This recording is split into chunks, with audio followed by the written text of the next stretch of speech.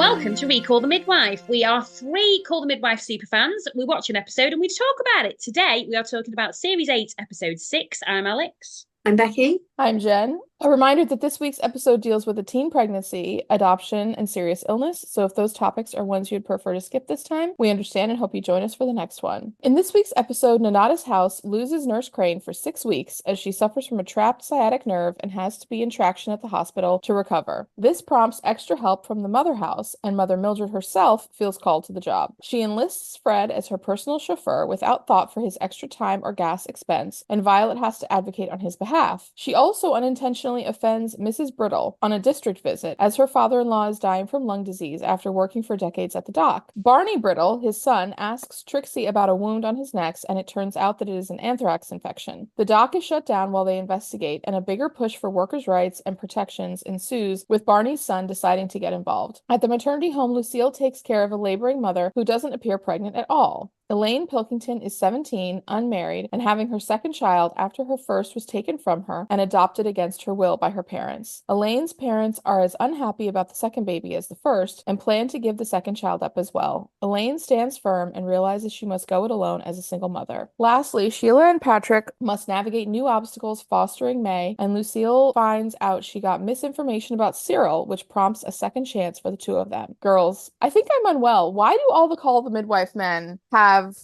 me in my feelings? What's going on?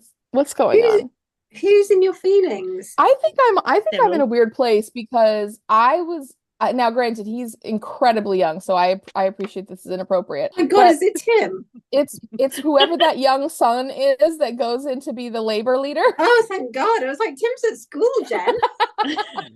No, not Tim. Never Tim. Never Tim. Not Tim. I think he's a famous actor now, you know. Oh, that guy? The one I'm talking about? But what's his name? Brittle. Is it Arthur Brittle? Barney Brittle. Barney's the husband. Barney's the husband / son of the older gentleman who's Joe Brittle. And then the sons, I don't know the name.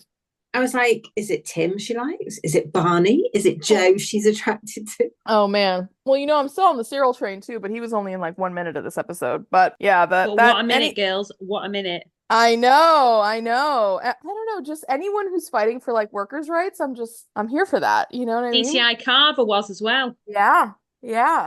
Absolutely. So he's called Frankie Wilson. Sorry, Carver was from The Bill, by the way. It's a long story. Frankie Wilson is the actor, and he's been in loads of stuff. I'm sure I've seen him on something else that's bigger, but I don't think I have. I think I'm getting him mixed up with someone else. Oh, he's in House of the Dragon. Oh, that's where I've seen him. Okay. Do you see now where last week I was like, and Cyril's not even a pastor, and you were like, yes, he is. Well, you're exactly right, but also, I mean, spoiler alert, Cyril does kind of become like a part-time pastor, though, right? Yeah, he does. At this point, he's not even going to church. He's not at this point. But see, this is where I'm having struggles because I don't want to talk about it right now because I don't want us to talk about them later. But yes, you were right, Bex. You absolutely were right. Well, you were right, but also you were a week ahead. So yeah, it was. It was a spoiler. Should we talk about Elaine Pilkington first or Barney? Let's do Elaine. What did you guys think about Elaine? I struggled. I'm going to be honest. I thought I had this amazing insight. Firstly, props to her for disguising her pregnancy. Yeah. Oh my God. Well, that was too much of a disguise, honestly. Props to her girdle, because my God, that did a lot of heavy lifting there, didn't it? I'm sorry. That girl's baby was coming out the back. Like that was not a hidden pregnancy. That was ridiculous. Like they should have given her some kind of something, like a 9-month pregnant. Like I just was like, no. Y'all just didn't want to pay for the extra baby bump pillow that you give to all the other ladies. Like so that was too much. When she took it off, it was basically a basketball up a dress, wasn't it?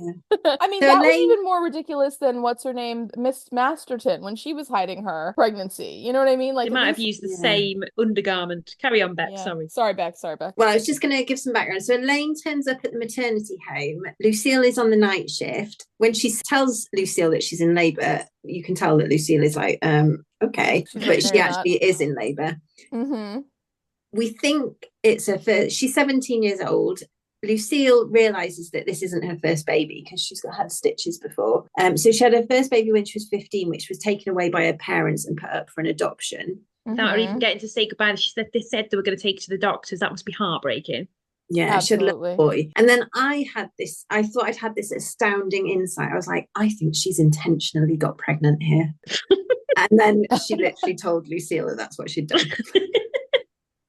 Oh, it's really sad though, because obviously at first you think, is it, this sounds awful, but like I'm judging people, but just from some of the storylines before, we heard, what's that storyline where they were like, oh, she had like moral incontagion or something and she was sent to her house. And you think, oh, is it something like that? But actually she just was desperate for a baby because we find out that her first was taken from her and she just wanted to do anything that she could to get another one, which is actually really, really sad. And she had a little girl this time called Sarah. Yeah, because I was really judgmental as well, because I was like, she's got caught out once and she's got caught out again. Yeah, and also how awful Which and is cold so were her parents. judgmental. Well, you can't be caught out when you're trying to have a pregnancy. I mean, well, like, no, but that was before. No, that's what we thought before we knew she was trying. First. Oh, sure. Yeah. Yes. And then I was like, oh my God, I think she's done this on purpose. And then she says she saw yes, it. I've done this on purpose. She's like, I planned this pregnancy. I purposefully like went and slept with someone I barely knew, and then I moved on. You know what I mean? Like she was really blatant about it. And then her parents came up. So Dr. Turner went to see her parents because Lucille was like, you need to actually tell them. You need to do something here because, you can't go home without them. They're going to find out where you are. Just, you need to tell them. So Dr. Turner was sent to tell her parents. And they were like, where did we go wrong? And the mum was like, I thought she'd gone up to a B cup. I thought inappropriate. But he was like, it shouldn't look any different and all this. They were all really confused about it. And they were at their business. So they were like, trying to show, I think, that they were respectable. And I don't know. It was just a very strange thing. Well, yeah, I think they were trying to, I think they were portrayed as kind of like, maybe not. I don't know how you guys, anyway, they look like they had means, you know what I mean? They look like they were a comfortable family. Like they were, they were middle class. They look like they were very comfortable in the scheme of the community, so. Yeah, and then Dr. Turner was like, this time Elaine wants to keep her baby. And the mum was like, well, unless she has herself a husband tucked away somewhere, that's not going to happen. Ooh. And I can understand her mum because like her parents shouldn't have to take on a baby. Yeah. No. Yeah. But then they also can't force her to put the baby up for adoption. Oh, no, girls. especially not at 17. It must be such a moral, it just must be such a heart-wrenching decision. Like, obviously, and also to be able to see, they wouldn't look at the baby when they came either, would they? And I can't imagine not being able to see the baby, but also I can't imagine thinking, well, we need to not have this baby here and not being able to, I just can't imagine how difficult that must be for all involved. Yeah. But also you realised how young Elaine was because when her mum stormed out, she was kind of like, mum, and then she calls her mummy, and I was like, oh. I know. I know. Well, she's 17. I mean, they say it in the show. She's 17 years old. Yeah. Moral quandary, absolutely, because, I mean, the parents were not like people that I feel like I want to defend, really. I really don't. But I really struggled with Elaine. Too. And I really felt for her that she lost her first baby, but I didn't know if they were trying to say about like coldness though, because they were very cold. And I wonder if she kind of wanted some warmth and then a baby of her own kind of brought her some comfort and love. Like, I'm not saying it's the right thing to do. Don't get me wrong. Oh no, I saw it as like she fell in love with her first boyfriend. They had sex. She got pregnant accidentally, truly accidentally. Well, yeah, she said she'd have gone to the end of the earth for Benjamin's dad. Yeah. Yeah, she thought, oh well, even though he didn't want to like even talk to me after he found out I was pregnant, I still wanted to have the baby. And I think the way I understood it was that she was like, well, even though he ditched me, I wasn't going to ditch my baby. I wanted to raise my baby. And then my parents, because I was 15, were like, no, that's not going to happen. And so then because they knew that she would not give up the baby willingly, they took the child from her, which again, not defensible, not defending that. But I suppose they're saying because they're her guardian at 15, they're her legal guardians, they've chosen the right thing for her, they think.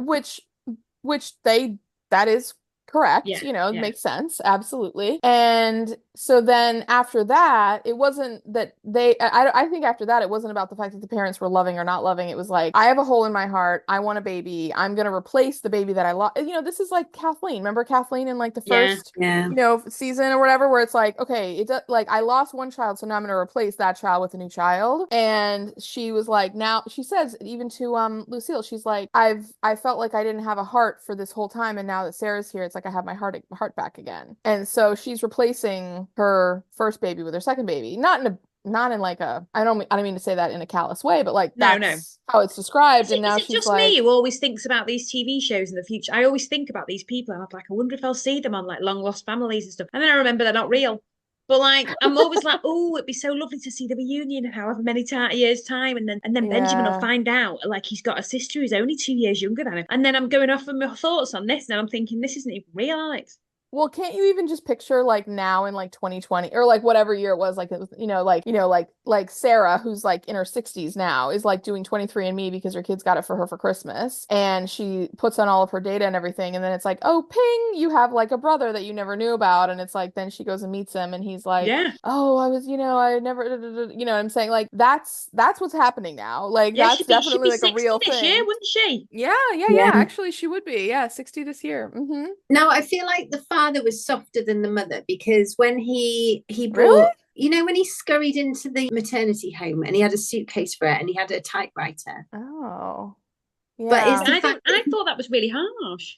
Yeah, I thought that was mean too. I thought they were like, we packed. Or do you mean he's given a typewriter so she's got some meaning of income? Yeah, I thought it was like, here's a lifeline. Well, I just thought it was really mean, and just thought they wanted to get rid of her stuff, and she wasn't ever come back. Like, this is all your stuff. Don't ever come back. Yeah, exactly. Yeah. Like, we don't want to see you or hear from you. Oh no, I saw it as he was like, this is how you're going to do it. Well, can we just talk really quick about Miss Higgins and Lucille?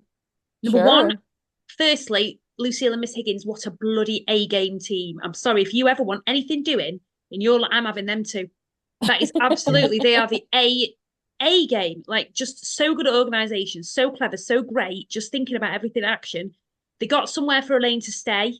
They were talking about no judgment. They sorted about national assistance, everything like that. It was just absolutely chef's kiss care from them too. So well done them too. But also, I don't want to say anything about a spoiler, but Miss Higgins saying that the young lady has only 2 routes to go down and she's choosing the one she can bear. She was saying that to Lucille. Delivered with such amazing acting by Miss Higgins. I love her. And now we know that she does know about things like this, and I can't say more than that. Well, and what was interesting to me, and I'm not going to give you spoilers, but like I feel like rewatching this now that we're doing the podcast and everything, like I have just really complicated feelings about Lucille. But what was interesting to me was that she can be, and I do like Lucille, but she can be so uptight and so prim and so like, kind of judgmental and harsh and all that kind of stuff like that in her life. And then, like with Elaine, she was so caring, so non-judgmental. I mean, the closest she got to anything at all was, when she was like, well, it can be really hard to be on your own, to be a single mom on your own, like it's not going to be easy. You're gonna you have a big hill to climb here. Yeah. And, Elaine, I think I don't want to say she was glib, but I feel like she had the confidence of a person who doesn't know what they're getting into, I guess. Yeah, but that's young people. Well, exactly. And so, she was like, well, I'll just do this. Like even when she said the thing about when she got the typewriter from her dad and she was like, oh, well, I have to get those cards and I'll put them in a shop window and then people will call me and I'll type stuff for them. I was like, okay, well, we'll see how that goes. I hope he did. And that her and Sarah had a great life, and then Sarah and Benjamin met up years later on 23andMe or whatever it is, Ancestry, DNA, whatever. Yeah. But last we saw of her was she had Sarah loaded up in a pram, the typewriter on top or whatever next to it, and off she popped, off to her house, off to another life. Brilliant. Yeah, I mean, look, I do want it to work out for her. I guess the only thing that makes it hard is that, like, just any reality of what we all know for that situation to be, even nowadays, is like it's tough. It's really tough. And then also because we've read all of Jennifer Worth's books, like a person like Elaine in reality, in that time, in that community, is not gonna do well. I will like, say just though, really not going to do well. 1964 is different to earlier because obviously you had the NHS and everything like that. So she had free healthcare, she had free dentistry for the child and stuff like that from then on, and things like that. Like life wasn't as tough or as hard as it was when we first started watching it, when it was in series 1. Do you know what I mean? Like in the 50s, it was a lot more bleak. Should we? I'm 50% with you on that. I'm 50% with you on that.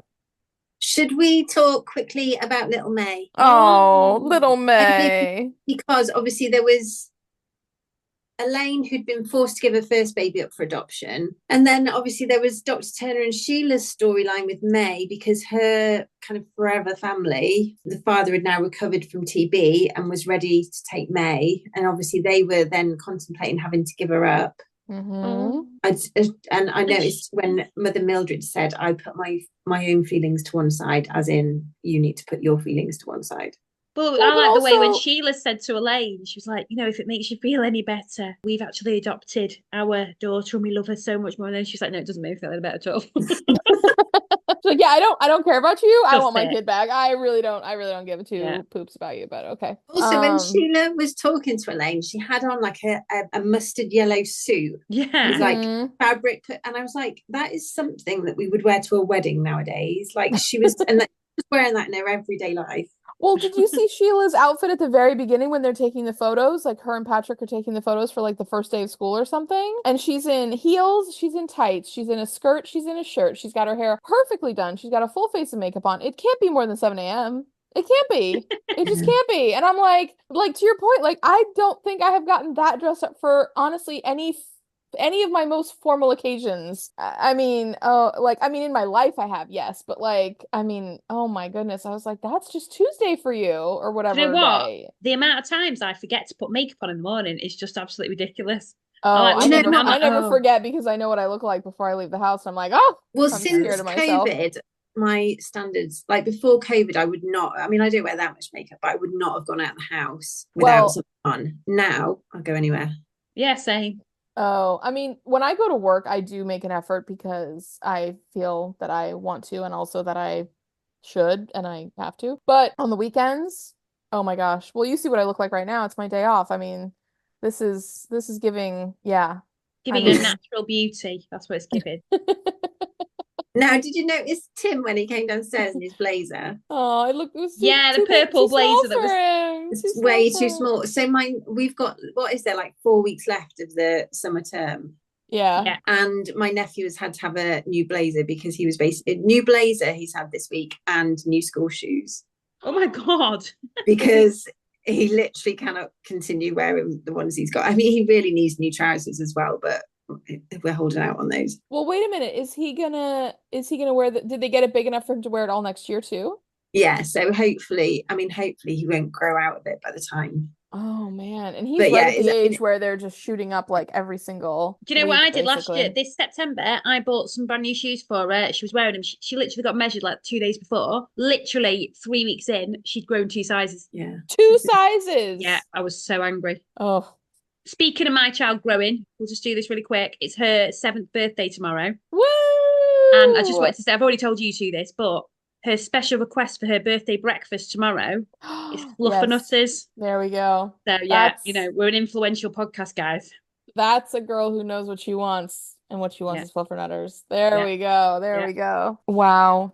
I've got to, do you know what, guys? I've got to do she's asked for a packed lunch, which I was like, yeah. Totally not done anything. I'm sending my husband to the shop in a minute. I've not packed her presents. Honestly, I've been ill this weekend, can I just say? I had that migraine. Yeah, but wait a minute. Why, sorry, quick diversion. Why is a packed lunch like a special thing?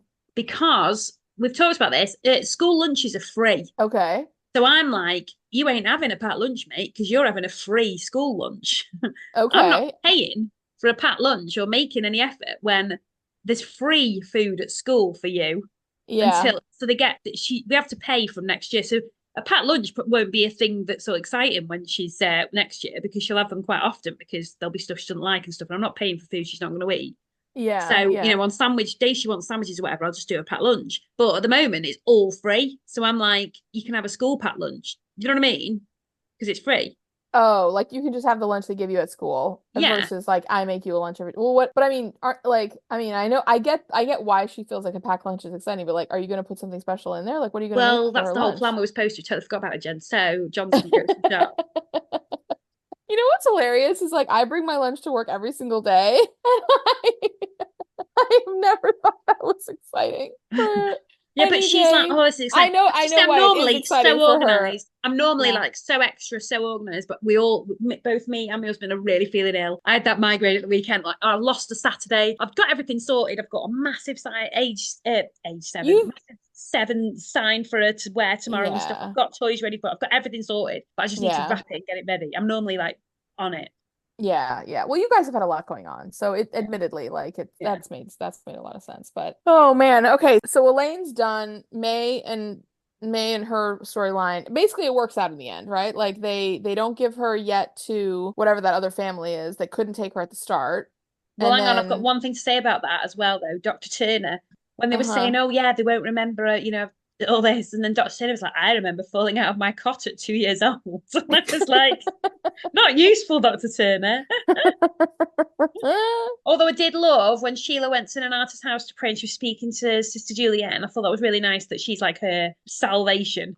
And she was putting the photo of Yeah. the kids on the first day of school in the photo album. And it was just really, really cute. And I was just like, I oh. know. I want more with Sister Julianne. I feel like we haven't got that much with her, and I just am like, oh, when she showed up a few times in this episode, I was like, oh, I need more. I need more from Sister Julianne. Like, she's just so good. But anyways, yeah, I did Well, think that was sweet while that we're she talking took the about Sister photos. Julianne, let's talk about Mother Mildred because this does go Yeah. in with the Well, the this is what I was going to just suggest, because when Mother Mildred arrives and she says that she's going to join rounds, but she needs to be accompanied. Well done, Sister Francis. She has been absolutely put upon and just undervalued. Well done for saying I'm too inexperienced. It was amazing. It was literally I'm too inexperienced, and then Mother Mildred saying some glamour. So just for context, basically, Nurse Nurse Crane Crane. has got trapped sciatica for at least 6 weeks. It must be really painful. I had sciatica when I was pregnant. It was horrendous. And she's Ugh. basically bedridden with a Yeah. trapped nerve from sciatica. So she's out for 6 weeks. So they were like, oh, the mother house are going to send us some help. And everyone's like, okay, cool. We're all thinking it's going to be Sister Winifred just because she'd already been there. I I thought it's didn't think I'd natural. forgot. I'd Oh, completely forgotten. I had no idea who it was gonna be. Well, real normal people do. So I was like, oh, are they gonna get it? I even thought they'd get another like just regular nurse, not even like a nun or anything. I didn't put 2 and 2 together on that one at all. well, Sorry. anyway, Well, Mother Mildred was like, I'm here to cover, and everyone was like, oh, everyone was quite shocked. I think it was a really great wait, idea because we got wait a to see minute. more of her. Sorry, here's what I think is hilarious about it is that the way that we find out it's her is that she rocks up at Nonna's house. Fred has got his back to her because he's fixing one of the bikes, and she calls out to him, and he turns around and he's like, oh my God, what are you doing here? And she's like, the Lord has fit to send me here. Like, he always keeps me on my toes, which is part of the reason why I love him so much. And Fred's just like, okay, well, jolly good. Well, then she goes into the like clinic room or whatever where they're all like saying their like daily schedule and everything. And then she's like, yeah, I got the notice that someone had to come, and so I started to think about who would be the best person to go, and I was like, that's me.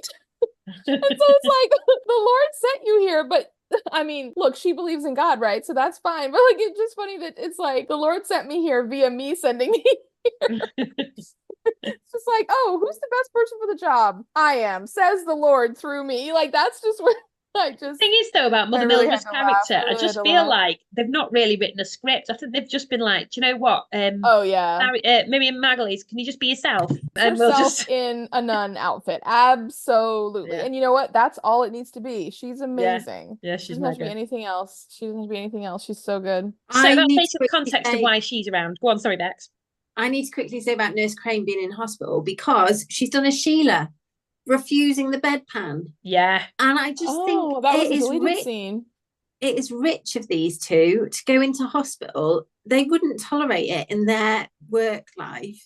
No, they wouldn't. And then to go into hospital and be so difficult. Well, I will say this though, Bex, knowing you for as long as I think I can say this.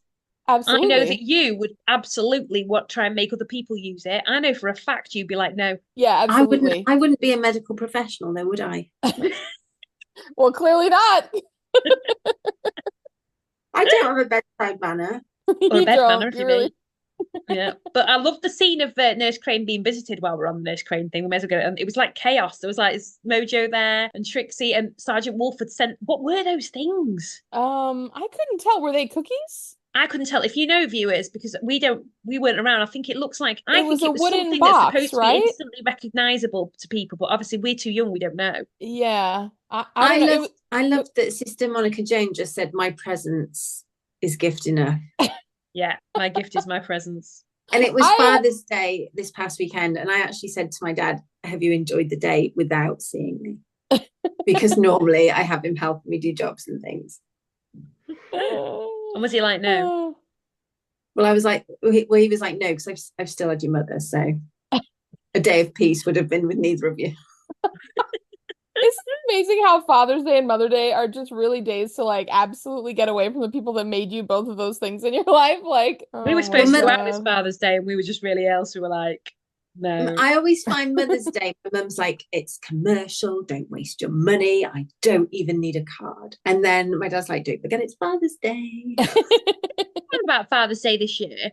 On TikTok, it's like all I've seen is videos of like match his energy.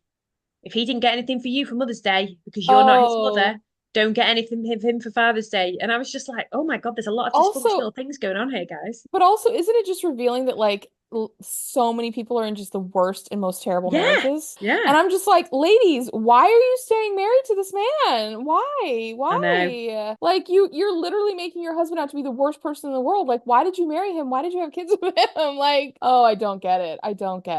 It's boggling. I mean, yeah, there is a big part of me like that I don't know. I just feel like both holidays are like just kind of ruined. Like I just wish they wouldn't exist anymore. I don't think they serve anyone, honestly. Somehow everybody ends up, huh? I quite like getting presents. Well, you get actual presents on Mother's Day? Yeah. Oh, okay. Well, you're lucky. They're not like, well, they're brilliant if Bob's is listening. Right. I mean, we like my mom's birthday is right after Mother's Day. It's within like 2 weeks. So we just kind of roll them together and then just give her a bigger like birthday basically. But oh, I don't know. Anyway. And I generally cook a meal and just buy like little things. Oh, but I will lots always of meals for your folks though, Bex. Yeah, I will always cook for them. Oh. See, I already take care of my mom, so she doesn't need Mother's Day. I already do it every single day. So every day is Mother's Day. Every day is Mother's Day in our house. Yes, exactly.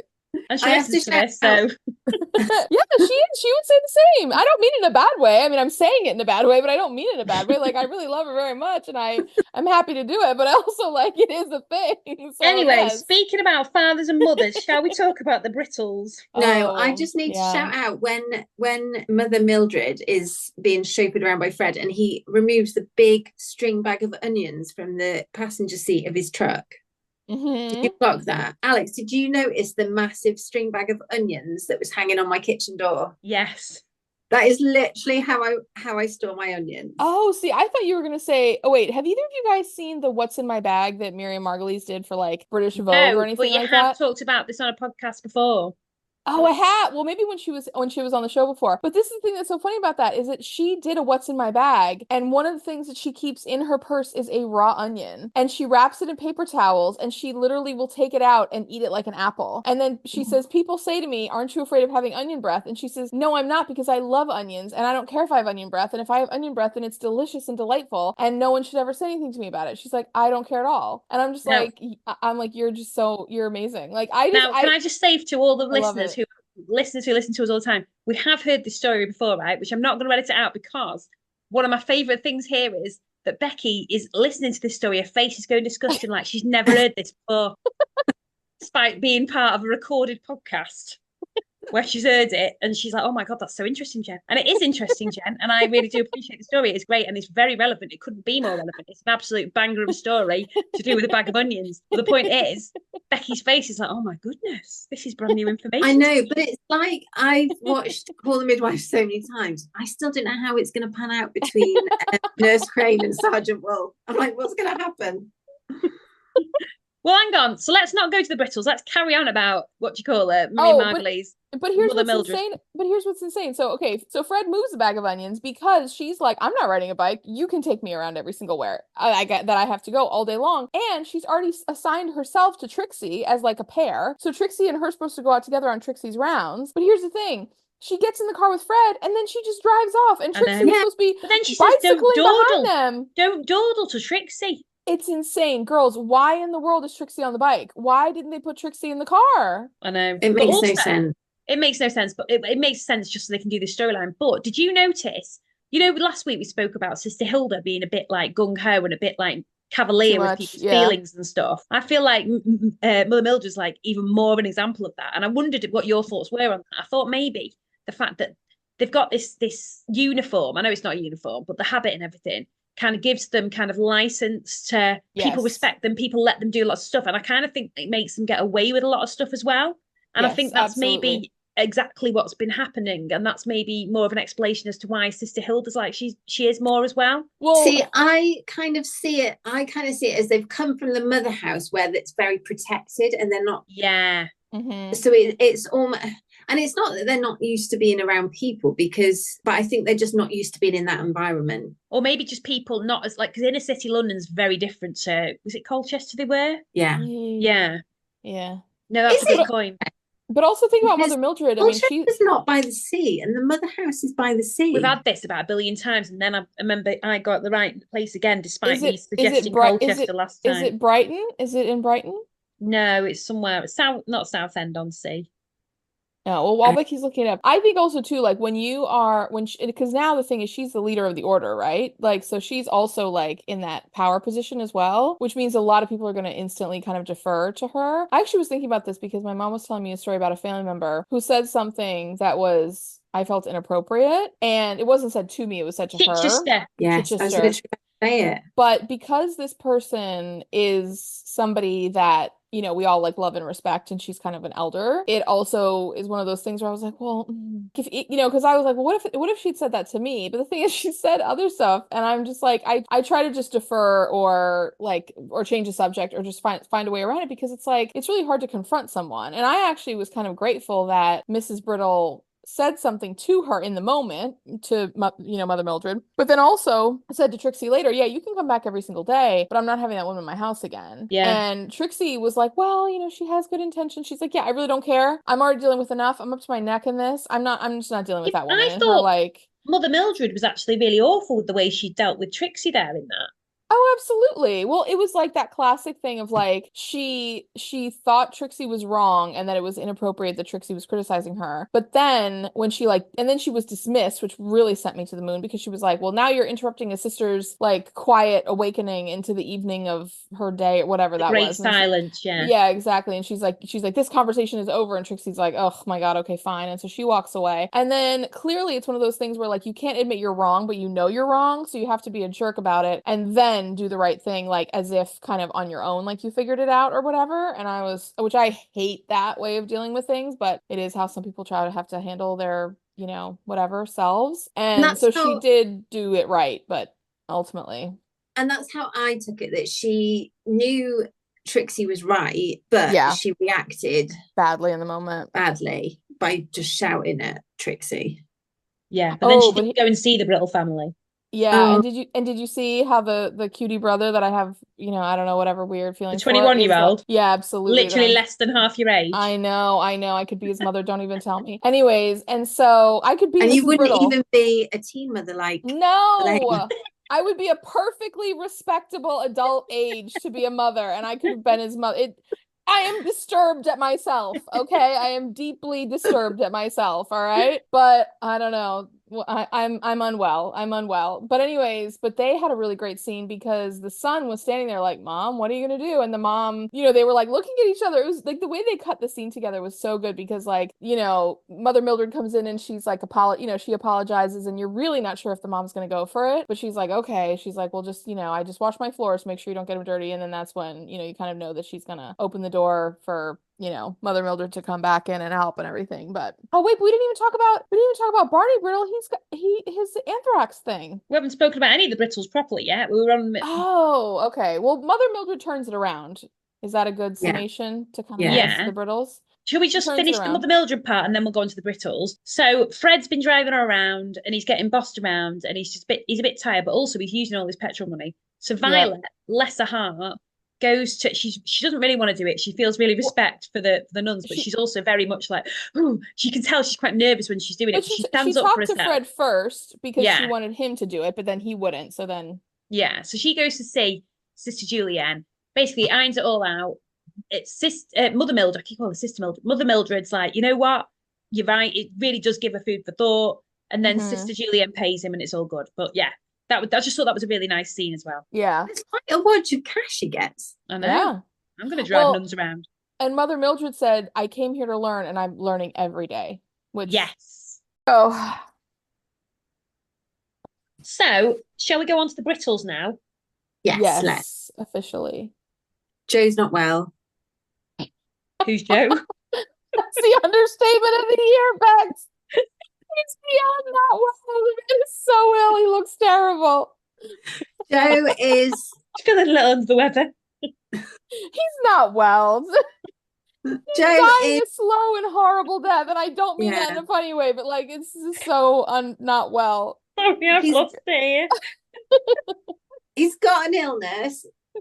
I can't tell you what that is because I didn't jot it down. I had to say lung disease. I did write it down, but it's like it's on his lung. It's like pneumosemiosis or something like that. I'm not gonna lie, guys. I thought one of you two would, so I thought I'm not gonna bother. So he's got bad lungs. Yeah, it's basically an industrial disease because he's been working in the docks. They're obviously constantly breathing in all sorts of substances. There's no sort of worker protection of any kind at all. No, and there's not even there's no PPE, which before COVID none of us knew what PPE was. Well, can we just talk about that really quick? About out of 12 billion spent on PPE, 4 billion was spent on stuff that we couldn't even use. Yeah. Michelle Money, just saying, if you're listening, Michelle Money, you should be ashamed of yourself. Carry on, sorry. Well, and over here it was bad too. I don't have to go into detail, but same thing here. It was just horrible. The whole thing was horrible. But but was it the government's friends who they just gave loads and loads of contracts to, loads of money to, and then literally they couldn't actually, we've had to send a load over to China to get rid of it, to store it. We're paying like 3 billion to store this stuff. Anyway, it makes me so angry. Carry on. Wow, this is obviously, I mean, just basic things like overalls to protect their clothing, like all of their clothing comes back to their families. And has there already been the story where the lady had disease because dad used to come home from work and she used to sit on his knee and the asbestos? I don't think we've had that one. No, actually. I don't remember that. Is that a later story? Yeah, it might be a later series. There was the mum of the son who tried to kill himself because he got a girl pregnant and he was going to go to university. She had emphysema, but I think that's because she worked at the factory. You know, girls, I thought that was what this episode was at the beginning, and then I realized that was like 3 seasons ago. But that we're all really tired at the moment, everyone. I'm exhausted. When I was watching this episode for the first time, and I saw the young Mr. Brittle, like the baby generation, like his curly hair kind of looked like that kid who was going to university, and I was like, oh my god, is that this episode? And then I realized later, I was like, no, that was so long ago. But anyway, really so Barney Brittle is Joe Brittle's son. So Joe Brittle's the granddad. He's really terminally ill, about to die basically, and when the nurses are there, they're seeing him every day. Yes, to visit there for Joe. Barney Brittle, his son, who's middle-aged, he's probably around our age looking at the thing now, actually. Absolutely, he's about that. Well, at first I was like, oh my god, this 80 or 90-year-old man, and then I was like, wait a minute, that guy's probably like 65 or 70, and then his son is probably like 45, and then his kids are obviously like 21, 25 kind of thing. Yeah. And I was just like, oh, so anyway, he says, excuse me, nurse, can I just show you something? So was it doctor? Anyway, point being, he got seen by Trixie, but then he got seen by Dr. Turner. Yeah. And he was like, I'm going to get you tested just because of the way you work and everything. I'm going to get you tested for anthrax. And I was like, oh my God, like that escalated really quick.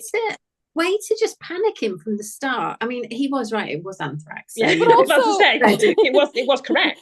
But also, girls, when he was like, oh, it's anthrax, like, have you been around any like animal products, like skins, bones, blah, blah, blah. I was like, that's where anthrax comes from? Like I thought anthrax was like a man-made chemical or something. Because I mean, my context for anthrax is like super early 2000s, like after 9/11, when like anthrax and like a lot of like threats and stuff like that were going around. And so that's what I think of it as. But because because I thought of it in a certain type of way, I was like, animal products? What are you talking about? Like I would not have thought that would be a risk at all from it. And then later on, Mrs. Brittle says, "Oh no, you don't touch those clothes because the doctor said I had to wash all the stuff on like super hot boiling because I have to get rid of the spores." And I was like, spores? Like just it was an education for all of us. Oh, All of us. I knew about anthrax, the band. So like yes. I'd heard about anthrax. Obviously, like you hear about it from we've heard about it from like in the press in America. There was a case, I say recently, it was probably about 10 years ago,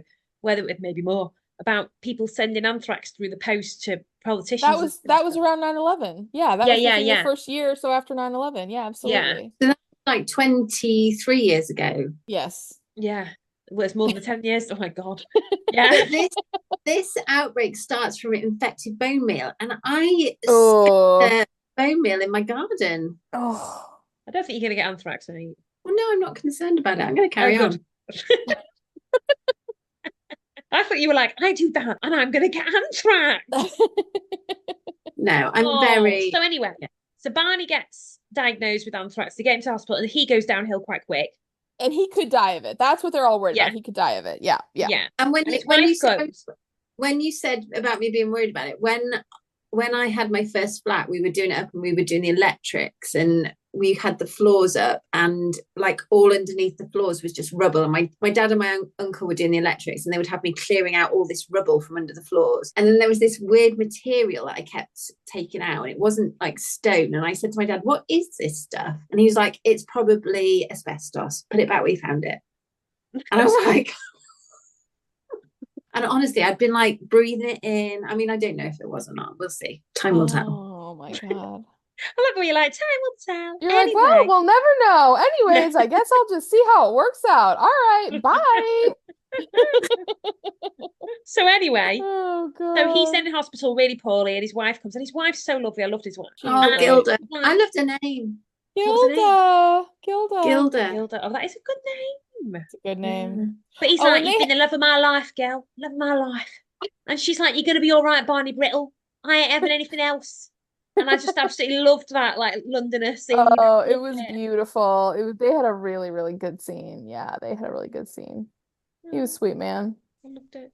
But Mildred properly turns it around, because not only does she apologize, I mean, we've already spoken about the fact that she apologizes, but then she turns it around because she goes down to the wharf. And I love it when was it the foreman she was talking to, and she was kind of kicking off a bit about workers' rights. Then he's like, have you been talking to him? And then she's like, no, should I? What pissed me off about that one though was a bit like this guy who's been the shop steward for however long trying to get stuff. He got a bit of tin and gauze for him to like try and get it sorted. That's the best he could get, but he tried his hardest. And suddenly a flaming nun turns up, and apparently she actually can get a meeting with him. She can get a load of stuff to her. I was like, he's been trying for years, mate. Let's not act like... Well, wait, but the thing is, like, I actually like the moment where he was like, oh, sorry, sister. And she's like, it's mother, actually. Yeah, like, I did like that. Yeah, I don't know if you guys have that, like people being like, oh, she's so mother, like she's mother, like the young kids saying that. But like she kind of one-upped him, which I really liked. But then I got the sense that she didn't actually do that much. She just kind of helped boost up the union like effort, basically, because she's the one that talks. God, I have no idea who his name is, but anyway, the young guy. We'll refer to him as Jen's love interest. Yes, she talks to my my inappropriately age gap boyfriend about becoming the head of the union movement. Your boyfriend, Jen. You're the one who's saying he's your boyfriend. My love interest. Then his name was Ed. Okay. Brittle. So she's the one who talks to him, and she says, well, I think you had a really good chance because your personal experience is going to give you, the extra edge in terms of advocating, and people are really going to respond to that. And so, like, you're young, you should do it, go for it. Don't stop yourself just because you feel like you're not, kind of experienced enough yet. And so he goes around and around. Can I just say really quick about the other guy who was the shop steward before? He was talking about it, and he was saying about sometimes you can guess the cargo from how it feels on your chest. So it just shows what a big deal and what a big difference the PPE and everything we're calling it PPE, but the protective equipment Yeah, would absolutely.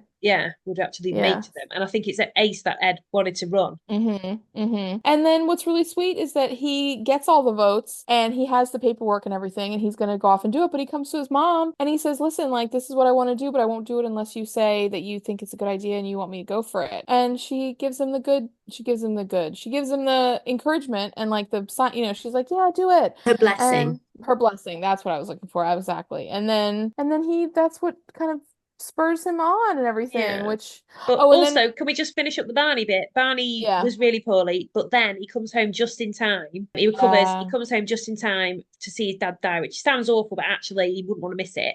So he was there for his dad's last breaths. His dad could feel him there, and it was Sorry, the way absolutely... you said that was just like, oh, like, are you gonna be there when your father passed away? I wouldn't miss it. I wouldn't miss it. I wouldn't miss it for the world, girl. Let my life, I know girl. that's what it was. I wouldn't want to miss your last breath from my life, girl. It's just like, oh, are you gonna go to that thing tonight? I wouldn't miss it. Like it's terrible to think of people. No, you know what I meant. I know exactly what you meant, and that's why it just was like making my brain just like twinkle because I was just like. Oh, but so he does it, and they're all there, and it's actually a very moving scene. It was really sweet and really beautiful. But also, and Mother Mildred actually does a prayer for them and everything, and she gives them real, what's the word? I always want to say succor, but I know. Solace, comfort. Solace. Yeah. Solace, yeah. But she's there and she's doing the prayer at the end, and actually she does bring it round fully. Yeah, well, she becomes like really actually quite close to them, and yeah, amazing to think that she pulled it off after the beginning they had. So got to give major props to everybody there in that way. Yeah.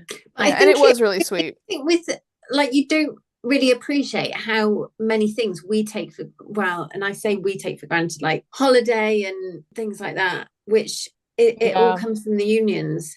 Absolutely. All about the unions. Well, like a work week rather than just working every single day that there is, you know what I mean? Like that's from that, like an 8-hour work day, like all that standardization, like all that health and safety, like all of that is from people who literally fought and died for that cause. And the thing that was interesting, again, like a nice juxtaposition within the episode, because Mother Mildred on one side was advocating for workers' rights, but she also did not realize how she was exploiting an employee on the other side, Fred. And so it took Violet coming to her and saying with Sister Julienne, listen, like Fred doesn't want to tell you this because, he's so kind and helpful and everything, but he is that way to a fault. And you've been taking advantage of him, like all of his gas money, like all of his extra hours that he's been working. You're not recognizing that. And so they both kind of, Sister Julienne was like, oh no. But Mother Mildred kind of had an epiphany, you know what I mean, about it, and realized that she was on the wrong side. So yeah, I thought that was a nice way that they, played with those roles. Yeah. And also what I did like seeing, which I don't ever see with Sister Hilda, is Mother Mildred actually learning from something and actually acting upon that. Whereas Sister Hilda just seems to keep being like a bull in a china shop, and it annoys me. I'm like, you're in the East End more, you should know this more. Well, she just kind of is like, oh, sorry. And then she just moves on. Like, she doesn't have, anything deeper, it seems like, than that, Yeah, Sister Hilda I do like, but she's not a character that really stuck with me on this show. I just didn't end up, she didn't. No, I don't think any of us feel, I think we all feel the same. Yeah, I don't have, bad feelings about her, but I just don't have kind of any big feelings really at all. Okay, shall we talk about Val's grandma really quick before we do Lucille and Cyril? Oh, girls. So Val's grandma was in this episode. Not saying it's going to lead to anything, but she was there. Just take note, dear watchers and listeners. Yep. Oh, yikes. Well, she goes over there because she sees her mom every week or two. She says that, and she's like, "Oh, I'm overdue for seeing her because it's been a few weeks since I've been to visit." And so she's like, "But the reason it sticks out is because whoever gives her the message that her grandma called says, she wants you to come and see her, and she wants you to bring your medical bag." And she's like, "Oh no, is she okay?" So she goes over there, and she's got a nice but modest setup and everything in her home. And it turns out that she has a boil on her leg that she says is like a whitstable bloody oyster. My brain, then they showed the visual, I was just like, oh, it was disgusting. It was absolutely so disgusting. And how is she getting boils like that? Well, how do you get a boil ever? Anyway, I don't know. It looked like the worst kind of blister to me. But even I mean, worse. I'm wincing. I love a Dr. Pimple Popper moment. Oh, absolutely. But the So thing is, I kind of do have a good tolerance for like yucky stuff, but I that don't. was just I don't know, There something was just no about need. There was just no need. yeah, but I And mean anyway, so but she anyways, did, it was she short. Yeah. bathed it, did whatever she needed to do with it, sorted her out, and she's like in pain. She's like, look, Nan, if you need, don't let it get to this thing, ring me or whatever, or go and see the doctor. The doctor Yeah. doesn't mind. The doctor's seen loads of bums before, and yours will be, least of the troubles. And she's Yeah. like, oh, you're a good girl. You're a good girl. I don't know why I'm doing so much. I do apologize for anyone that's listening. Usually I'm the one that does bad accents, but we It's really traded off bad. this week. So and she's like, go and take some ice cream money, like you always did or whatever. And she's like, oh, Nan, I can't take your ice cream. And she's like, yes, you can. You know what it is. Blah, blah, blah. Anyway, she goes, and her grandma's minted. And you see all this money. Stacks on Yeah, but stacks. it's Yeah. obviously Val's used to that because obviously it's always been like that. And I think that's quite common with a lot of grandmas and stuff. Like, I remember my friend, when his grandma died, they found something ridiculous, like 7 grand around the house in Oh my in cash. God. Are you Yeah, just literally, serious? serious, like in the microwave, and they just kept having to check everything. Cereal boxes, like they were checking everywhere, and they found like 7 grand. my mum and dad do this. Oh They my just hide God. cash around the place. When I was little, What? they both have secret funds, and Just to get away. they both have, I don't know why, but yeah, so they each ferret away money, and it's their secret because they're completely like joint in their money, but they both ferret away secret funds, and then they use those secret funds Oh my God. See, the thing is, separately. I just Like I, go when ahead, I was sorry. younger, I sat down on the couch and the cushion kind of crinkled, and there was money stuffed in the cushion that my mum had hidden there. Did I'm you not take gonna it? lie. I genuinely think that's really weird, and I hope they're listening. Like, just put it in the bank. Know what you've been married It, long enough to know you're not going to run off. Like, just do it. Well, also, no, it's not going to do anything for you in the couch. Like, it's just no, it's not going to grow. it's just like a little slush fund they've got. Like it's like treat money. But why are you hiding it in the couch? Well, that was just where I found money once. Now, like when they go on holiday, they'll hide it in books and things. Bex is not making any weird. Jen's talked about this before, like things you grow up with your house that you think's normal are totally not. That is one of them. So anyway, back to Val. So Anne's like, oh, on her way out, however, don't be a stranger. And the last bit you see with Val and Anne is them two going out, which is lovely. And that's all we're going to say on that because I'm doing a thing on my nose, tap on my nose, like, oh, that for later. Well, and we're getting close because I think this is going to come to head in the next episode or two. So get ready. It is because I've watched ahead. You made notes on the ones you watched ahead? No, like what I'll do is because each time we record one of these, I'll have watched it like 2 or 3 times beforehand. So I watch it a couple of times and just watch it, and then I'll watch it once to make notes. But then when I watch one, I run forward a few episodes because I just have it on in the background and I just carry on watching it. It is lovely. Oh man. Actually, while we're on that, so I had a message today on Facebook from Tina, and she said that she's having spine surgery next week. So we just want to say you'll have just had it actually, Tina. So I really hope it's all gone well. But she's not going to be able to walk. She's not been able to walk for over 2 years. So she's looking forward to being able to go for long walks again. And she was asking me what TV shows and stuff am I going to binge during my recovery or podcast or whatever to give her ideas. And I was a bit like, I don't really know. Sorry, Tina. But she's going to Call the Midwife, she reckons. Okay, so she's going to watch Call the Midwife. What other shows can we recommend to her that she can watch? Well, she's going to say she saved Bridgerton as well. We've been back and forth because I was saying I might start Game of Thrones again, but I don't know if I will. I've just got to see how I feel. I think, but I don't want to be. I want to have a plan, but then not have a no plan. Do you know what I mean? Yeah, absolutely. Got a good idea. She said she's saving the latest Bridgerton, the last of the Crown. And then she's got Call the Midwife as well. But Somebody Feed Phil is always a good time. Golden Girls, because I said about Golden Girls as well. Yeah. And then if she wants to get caught up on Hacks, Sweet Magnolias, I could start watching Doc again. I think it depends on how medicated I am. But yeah, we just want to send massive get well soon to you, Tina. Tina, here's a show that I got into a couple of years ago, and I have to go back and watch the new ones because I haven't seen them. Wait, where does Tina live? I don't know. Okay. She's probably said to us before. I think America. Okay, so Tina, if you live in America or you have, access to like any of those things that let you watch international shows, there's a show called 911, and it's a drama. It's a 1-hour drama, and it's very dishy. It's very like it's like Angela Bassett in it. Yes, it does. It absolutely does. Clips of it TikTok. Same. Oh my God, it's so good. So it's Angela Bassett, Peter Krause. It's got the first season has the mom from Friday Night Lights, Connie Britton. It's got, like people are in it. Like, I mean, it's got a lot of people that I didn't know from anything else, but but Jennifer Love Hewitt is in it. Like she comes in the Yes. show later on or whatever. And it's basically, like emergency services and like that's the show. So it's like there's cops and there's ambulance firefighters, that kind of thing. And so it always deals with these like, just kind of kooky, crazy, scenarios, but then also the personal lives of the people on the show and whatever like that. And the thing that I really like about it is that it's a network show. So they made like 25 of them the first season. And then second season, there's like another like 20 of them or what, I mean? There's like a lot. There's a lot. So you can like really get into it. And I love shows like that. Also, I highly recommend Law and Order SVU. There's 25 seasons. You can watch endlessly. That show really got me through like a lot of hard times. Yeah, it sounds like my kind of thing. Like I like stuff that's just a bit brain rotty. So that sounds good. Yeah. It's like do you know what we serious love? enough, but it's not gonna like, Murder in the Buildings. Oh, Yeah. Only Murderers in the Building. That's also really, really good. Yeah, what's it called? Only Murders in the Building. Only Murders in the Building. I love that show. Becky, you just turned into an old lady. It's like murderers in the Right. Let's get back to our Call the Midwife podcast. We are talking about Lucille and Cyril. Lucille and Cyril. Well, you guys know how I feel about Cyril. Well, she was really disapproving about the fact they went to a club where they were smoking marijuana. Lucille, she's so uptight. She's so uptight. I wouldn't have enjoyed that either.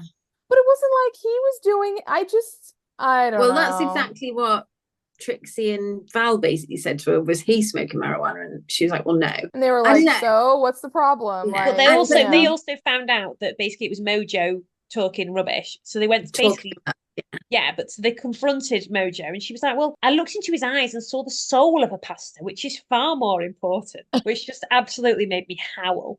Well, and I just like that Lucille had a little bit of like a get off your high horse type of moment. She's like, oh, wait a minute. So like, I actually did get it wrong for once. Like, wait a minute, what? And I was just like, yeah, Lucille, like, maybe chill just a little bit, Well, also, I didn't mention this on last week's podcast, but I was thinking, because obviously last week we met Cyril for the first time. When we're doing some recaps and stuff, we need to talk about the changing career of Cyril. Yeah, from mechanic to civil engineer to let's not carry on. Social worker. Well, yeah, I was going to not yet. Oh, sorry. We're keeping that in. So Lucille's like, so Cyril didn't lie to me? Well, let's not say it. And then Becky's like, I said it. Yeah, but Jen, do you remember when we were like, right, in a minute, when we start this podcast, we'll do this bit first, then we'll do the second bit, and then we'll do that. And literally, we turned the record on. She was like, right, I'm completely disregarding what we've all just agreed. I want to know the facts now. I'm like, what? We've literally just agreed this. You know what it just made me think of is when I was with my nephews not that long ago. Comparing one of my 3-year-olds airbags. Yeah, yeah, exactly. One of them is they're both such sweetie pies, but one of them is not even 3. One of them is a bit more of a risk taker, and so you just have to like be on him just a little bit more because he just can be a little bit like much at times with some of his things. And super super sweet little boy though. But anyways, and so we were joking around. We were like, oh my god, he's that meme. And I maybe already told this on the podcast, but he's that meme where it's like, don't do it, girl. I'm not gonna do it. Don't worry, I'm not gonna do it. And then it's like, I did it. It's like very much that because it's like I'm gonna, because like he has this look in his eye and we're like, don't do it, and he's like, I'm not gonna do it, and then he'll go and do it and he's like, I did it. I just feel like that's Max where she's just like, we're like, don't do it, she's like, I did it. That is Bex. Bex has got no self-control when it comes to anything with like a surprise or like anything just to wait for. If she wants it, she's having it. I think in a lot of ways it's a very admirable quality, Bex. In other ways, no. I will read the end of a book before. Honestly. Yeah, and sometimes when I'm watching things, I'll look it up on Wikipedia and read the whole plot. Oh my god, you're like my mom. Because I'm like, I need to know how this ends. When we're watching a movie, it for you as well sometimes. No, I can't live with the like anxiety of what's going to happen. I just need to know. But that's what the point of it is that they're building up the story for the drama, for the payoff, so that you have that moment of like, oh, like no, living a life without payoffs. Anyway, So they cut to a scene where Lucille joins Cyril on a bench, and it's very similar to the bench that Trixie and Yes, Tom were on. we've all thought this. We all had the same good. thought. Absolutely. Yeah. I think they reused the same set. Yeah. I'm presuming they wanted us to kind of see that parallel though, but it had two very different endings, because that's where Trixie, first off, that's where they got engaged, but then that's where they split up, Trixie and Tom. Absolutely. But this one actually was like the getting back together bench. And it was stink down by the river. I know. Maybe Cyril's like wearing that sweet pink shirt. He looks so cute. Bex is like, it stinks, and she's like, I'm not even thinking about what you're saying. I'm thinking about Cyril's shirt. Also, can I just say though, Jen, Cyril is not a sexy name. No, it's not. That's not the thing about him. That's You know what? that's I met the love attractive. of my life today. He was gorgeous. What's his name? Cyril. Pardon? So Lucille apologizes to him. And do you know what I loved? How amazing and relaxed Cyril was. He's just lolling at Sister Monica Jones, saying that he wasn't angry, he wasn't judgmental, he wasn't like, how dare you? He just lolled. I would be so curious if that actor is like that in real life, because he has the best energy, like the most like if you were in any kind of a situation that was tough, you would want a person like him around, because he was just like, or if you were in a fight or whatever, like, because even though they weren't in a fight by any stretch, but like when she walked up to him, he was just like, hey, and then she was talking to him and he just thought it was funny, and she was like, well, I just didn't like even the way that he said to her, because like she said to me like, oh, well, where you took me, I didn't really like it because they were smoking marijuana and I'm not a woman who approves of that. And he's like, well, I'm not a man who approves of it either. But he's like, but I really like the music, and sometimes I just miss home and I want to be in a place that reminds me of being home. And he said, which fair dues to him, he was, and her too, is that he was like, I want to be in a room with other people who look like me, Yeah. And but he just had the sweetest way about him. Like his energy is so good, and I really, really love that about his character. Well, I really in the next breath, Lucille tells him about a church, and she invites him to a church, and then he moves closer to her, and I was like, I cannot. Well, so he goes to the church, and they're singing, and he is in that beautiful blue suit. He just looks so sweet. I can't with him. And then he stands right next to her, and he kind of like they kind of touch a little bit. It was so it's sweet. Really sweet. It's just so pure. It's so like pure. baby reindeer. She's noticed every single detail of what he's done and said and worn. It really is. I was thinking that. Can we just say something about something really pure? So, I said about it being Bob's birthday tomorrow. So she got a party on Sunday, and I was just sending out like the confirmation, like about where to park and stuff for the party on Sunday. And I'll send all the listeners all the details soon. I will. Anyway, I was sending it to all the parents today, and one of the mums, who's actually my daughter's got two boyfriends. Well, we've spoken about this before, but they're still going out apparently. She's like, well, we've not split up, so yeah, we're still going out. Anyway, one of the boyfriends' mums was like, oh yeah, I've been sent out on a mission to buy her penguin stuff today. I'm like, it was just so pure and cute because he knows her so well. I was just like, that is actually so cute that he's actually thought about what she wants. Bob's is not even 7 and she's in a throuple. I can't believe it. Well, they're not in a couple with each other. This is modern life. Okay, this is what sums it up. Yeah. Oh my god. Should we do heroes and zeros? Yes. You go first? I'll go first. My hero is going to be Mother Mildred. For turning the situation around and actually being a comfort to the family, having massively offended them to start with. Nice. And she learned a lesson. Yeah. Mm-hmm. My zero is going to be... What if it was also Mother Mildred? And I was thinking that. Something I would do, so I can't criticise her. No, it's exactly something you would do, yeah. Sometimes I have to like follow up after this podcast to make sure I've not said anything offensive. And I'm like, it's fine, I'll cut it. Every week you have to say it's fine, I'll cut it, it's fine. Normally I'm like, I'm not cutting that, it's too much effort. Who's my zero gonna be? I feel like I should have thought about this before I went. I do as well. Well, this is my problem every single week, which is why did you go last? It's going to be Sister Julienne for not thinking about all the effort and work that Fred puts in. The fact that they had to actually go to her. I'm not being funny, but it totally should have been Sister Mother Mildred. Bex, there's like 80 other things it could have been besides Sister Julienne. Like, hang on. I will say her perhaps would have been a better zero than that. No, but we never criticize each other. We never criticize each other's zeros. You're right. You've just criticized mine. No, I mean, I've not. That was just clutching at straws then. I mean, industrial disease, lack of workers' rights, that's a 0. There we go. Well, no, you chose Sister Julianne, so you down that hill. Shall I go next? Yep, go for it. Okay, my 0 is going to be the bit of tin and gauze that was given as the PPE. Oh, yeah. It's absolutely ridiculous. And I've said about the government here, and it just makes me so angry. And I just think this kind of thing still happens now during the COVID, that the staff didn't get, none of the NHS staff had any of the equipment they needed. It was just absolutely horrendous. And I realise it was a situation that was horrendous for everyone. But, it just 2024.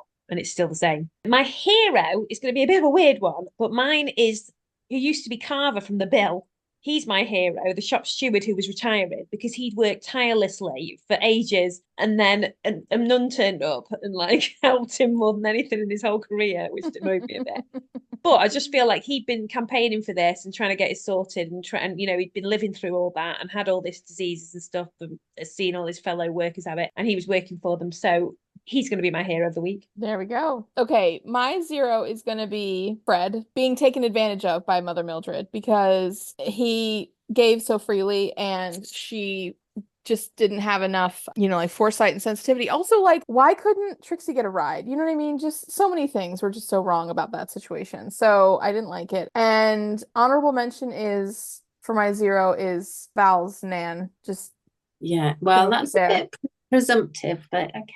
It is, but she didn't like the look of a boil.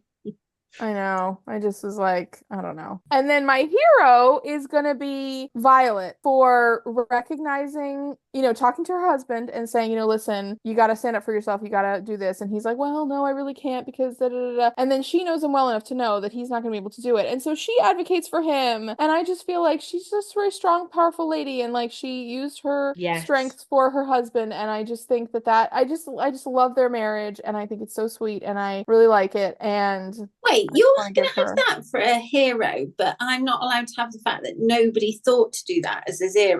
No, you well, look, you have whatever 0 you want, but just cherry picking Sister Julianne felt really weird. Like, why not be mad at why not pick Mother Mildred as the 0? Because she's the one who actually did the exploiting. Because Sister Julianne is in charge. Well, actually, Mother Mildred's in charge of her. Yeah, that's Mother Mildred's the boss of the boss. Yeah, but she's not. Mr. Mildred isn't involved with the inner workings of Donata's house. She should be. She's there to learn. Well, this might be last ever podcast. Right. Girls always love to threaten that. Okay. On that. So now what we're gonna do? Yeah. I've got 2 little bits of communication. Oh, wait. Bex had something to say. So you mentioned the Bill. Yeah. Well, that's something that Tina could binge during her recovery, but she couldn't because there's too many episodes. Yeah. My mum has been watching the Bill on, what is it, Drama? Gold or whatever, yeah. Gold or whatever. But she's been recording the episodes so that she can watch it from the start. There's 2,500 episodes. I was like, Mum, give up on it. You're never going to catch up on this. Has she started the Crown yet? No. That's like saying you're going to read every book in the library. Like... Are you unwell? Are you okay? Right. I've got one thing here. So Steph Boris on Recall the Midwife on our Facebook says, I wanted to let you know there is a connection to Doctor Who and Call the Midwife. And I can't believe when she said it, I was like, oh my God, of course there is. Dr. Turner's brother in real life was the 8th Doctor. Totally forgot about that. Yeah, so that's why Heidi Thomas. Yes. Heidi Thomas's brother-in-law was literally the Doctor. Yeah, exactly. Which is why it's mentioned. Wait. Brother or brother-in-law? Heidi Thomas's brother-in-law, because she's married to. Oh. Yeah. Dr. Turner's actual brother in real life is the 8th Doctor. Wait, who's the 8th Doctor though? McGann. Joe McGann, is it? I've forgotten the name. It's one of the McGann brothers. When was he the Doctor? He was the 8th Doctor after the 7th and before the 9th. Unhelpful. Well, he's the 8th Doctor, that's all I know. I know, but like what years of... I don't know what years. I'm not a Whovian. Anyway, also, Bonnie Robbins Reedy says, term for what Dr. Turner did on Jeannie's chest is called a sternal rub, and it drove her nuts to see how he did the chest compressions too. Oh, amen.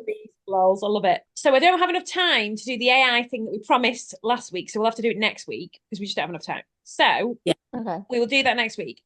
But the thing is, we're going to keep promising it. It's not that good, but it is that good. I think it's that good. So I will make time next week, and I won't be feeling as ill and stuff. So yeah, we'll do that next week. But so next week we will be watching series 8, episode 7. 7. Yeah. So if you want to watch along and listen with us, that'd be amazing. And follow us on Twitter, X, Facebook, Instagram, YouTube.